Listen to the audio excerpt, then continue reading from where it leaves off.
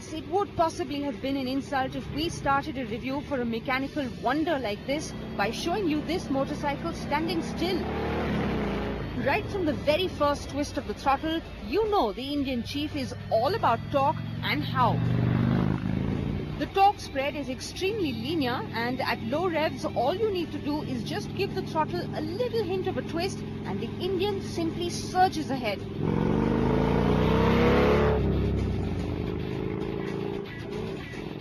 It's a beast all right, with 111 cubic inches or an easier to understand 1811cc in engine displacement. The Indian delivers 139 Nm of torque to the rear wheel. Just like other cruiser manufacturers like Harley-Davidson, Indian too has not revealed the horsepower figures for this engine.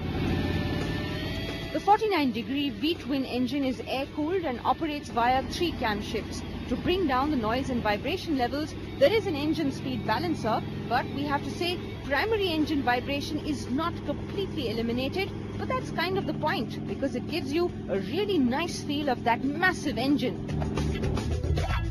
The brakes are very progressive, with a reassuring bite every time you pull the lever. They do a massive job of making this colossal mass of metal come to rest in relatively quick time.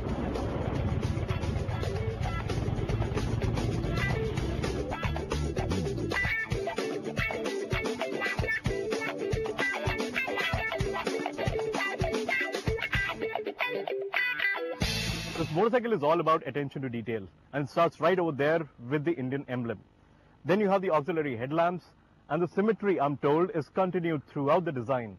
The 2 bolts over here, there is a starter button and a fuel gauge over here, and then the whole thing just drops very, very seamlessly into the beautifully designed and beautifully executed fuel tank. The seat itself is very comfortable. I did not really have a lot of issues while riding it.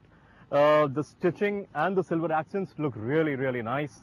And just the way the whole machine is made, it's absolutely spectacular. The bike's stance is such that you also sit in a proper and very commanding riding position. The bars are set wide and the legs stretch out almost like you're sitting on a custom chopper. The Chief is a large motorcycle. It is wide, low, heavy, and all that makes it a tad lazy and cumbersome around tight bends and low speeds. Gather some speed though, and the Chief is simply magical on the open roads, feels rock solid at any speed, and gives the impression that it's got an undying appetite for the road. Yes, we will be very sad to see this bike going away. The Indian Chief is priced at 26,50,000 rupees ex-showroom Delhi, but it doesn't matter, because if you have the cash to buy it, chances are you already own a few other exotic machines. The bottom line is, the Indian is back, and how? And we couldn't be happier.